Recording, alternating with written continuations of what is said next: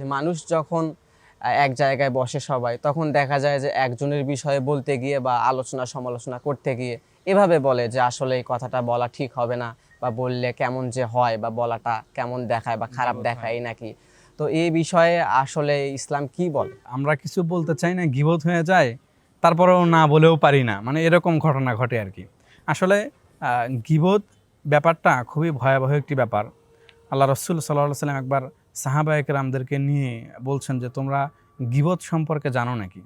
সাহাবা একরামরা বলছেন যে আল্লাহু আ'লাম ওয়া রাসূলু, যে আল্লাহ পাক জানেন এবং তার রসুল জানেন। তো আল্লাহ রসুল সাল্লাল্লাহু আলাইহি সাল্লাম সাহাবীদেরকে উদ্দেশ্য করে বলছেন যিকরুকা আখাকা বিমা ইয়াকরা, যে তোমরা এক ভাইয়ের কথা আর এক ভাইকে এমনভাবে বলো যেন তোমার সেই ভাই শুনলে কষ্ট পায়। তো এটাই হচ্ছে মূলত গীবত। আমরা একে তো গীবত করি, দ্বিতীয়ত এটা করতেছি, এটা আমাদের কাছে ন্যূনতম অপরাধ বোধ মনে হচ্ছে না। আল্লাহ রাসূল সাল্লাল্লাহু আলাইহি সাল্লাম অপর আরেকটি হাদিসে বলছেন যে ওয়াইনাল ফাজিরা ইয়ারা যুনুবাহু কাযওয়াবি মাররা আলা আনফি।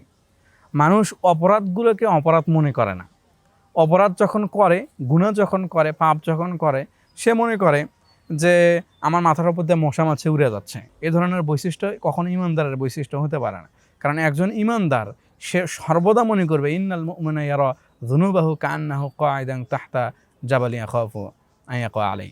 একজন ইমানদার সামান্য পরিমাণে যদি ভুল করে, সে মনে করবে যে আমি বিরাট একটি পাহাড়ের নিচে বসে আছি, আমার মাথার উপর গুনাহগুলো বিরাট পাহাড়ের মতো ওজন লাগছে, আমি কী ধরনের অন্যায় করে ফেলছি, কত বড় ধরনের অন্যায় করে ফেলছি, আমি কত নিকৃষ্ট, এরকম মনে করবে একজন ইমানদার। কিন্তু একজন যে ইমানদার নয়, যে আল্লাহকে ভয় করে না, যার মনের মধ্যে আল্লাহর ভয় নেই, আল্লাহকে যে বিশ্বাস করে না, সে সর্বদা গুনাহগুলোকে গুনাহ মনে করে না। আসলে মানুষ বলে যে আমরা এটা বললে গীবত হয়ে যায়, তারপরেও না বললেও নয়, মানে সে জেনে শুনে গীবত করতেছে। একে তো সে গীবতের অন্যায় করতেছে, দ্বিতীয়ত সে এই গুনার স্বীকৃতি দিচ্ছে। এটা আরও বড় ধরনের জঘন্যতম অপরাধ। আল্লাহ পাক বলছেন যে আইয়ুহিব্বু আহাদুকুম আন ইয়াকুলা লাহমা আখি মাইতান ফাকারিহতুমু, যে তোমাদের মধ্যে কি কেউ মৃত ভাইয়ের গোশত খেতে পছন্দ করবে নাকি? ইবনে কাসির রাহিমাহুল্লাহ এই আয়াতে কারিমা তাফসীর লিখতে গিয়ে একটি হাদিস এনেছেন হযরত আনাস রাদিয়াল্লাহু তাআলা আনহু হতে বর্ণিত। আল্লাহ রাসূল সাল্লাল্লাহু আলাইহি ওয়াসাল্লাম একবার তার জনগণকে বললেন যে তোমরা রোজা রাখো, কিন্তু আমার অনুমতি ব্যতীত ইফতার করবা না। তো ইফতারের সময়, যথারীতি ইফতারের সময় সমস্ত সাহাবীরা আসলে একের পর এক অনুমতি নিচ্ছেন। তো আল্লাহ রাসূল সাল্লাল্লাহু আলাইহি ওয়াসাল্লাম সবাইকে অনুমতি দিচ্ছেন। তো দুইজন মহিলার ব্যাপারে যখন আল্লাহ রসুলের কাছে প্রশ্ন করা হলো যে দুইজন মহিলা এসেছে আপনার অনুমতি নেওয়ার জন্য, আল্লাহ রসুল সাল্লাল্লাহু আলাইহি সাল্লাম সাহাবীকে বললেন যে যারা মানুষের গোশত খায় তাদের আবার রোজা হয় নাকি? কিভাবে?